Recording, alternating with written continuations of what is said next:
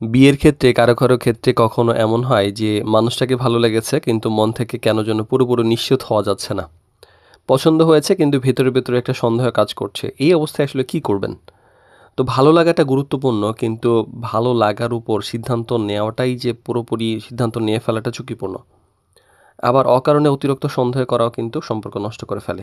তাই আবেগে ভেসে যাওয়া বা ভয় পেয়ে পিছিয়ে যাওয়া দুটোই কিন্তু বাস্তবতার জন্য আ কঠিন এবং এই ক্ষেত্রে ভালোভাবে যাচাই করে আগানোটা উচিত।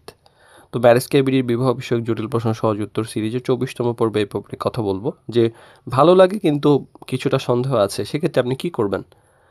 তো আগে বুঝুন যে সন্দেহের কারণ কি? সন্দেহের কারণটা যদি আপনি লিখে ফেলতে পারেন তাহলে আপনি এর এগেইনস্ট এ হচ্ছে আপনি যুক্তি দাঁড় করাতে পারবেন যে কেন খারাপ লাগছে বা কেন সন্দেহটা তৈরি হচ্ছে। কারণ এইটা কি বাস্তব কোনো বিষয় নাকি শুধু ভয় বা দুশ্চিন্তা এরকম কিছু?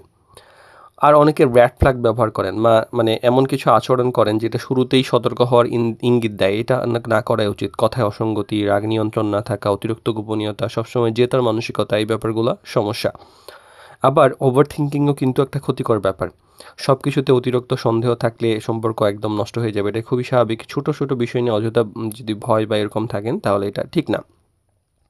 আর সময় নিয়ে পর্যবেক্ষণ করুন। একটা মানুষকে বুঝতে সময় লাগে। অনেক কিছু একটা পর্যায়ে গিয়ে ডিসকভার হয়।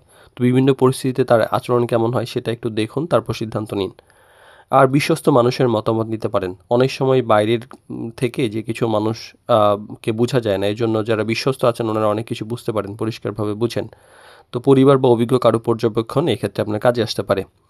আর শুধু ভালো লাগা দিয়ে যে বিয়ে হয় তা কিন্তু না। আবার শুধু যে মানে সন্দেহ দিয়েও যে হয় তা নয়। মানে সন্দেহ দিয়ে কিন্তু সম্পর্ক নষ্ট হয়ে যায়।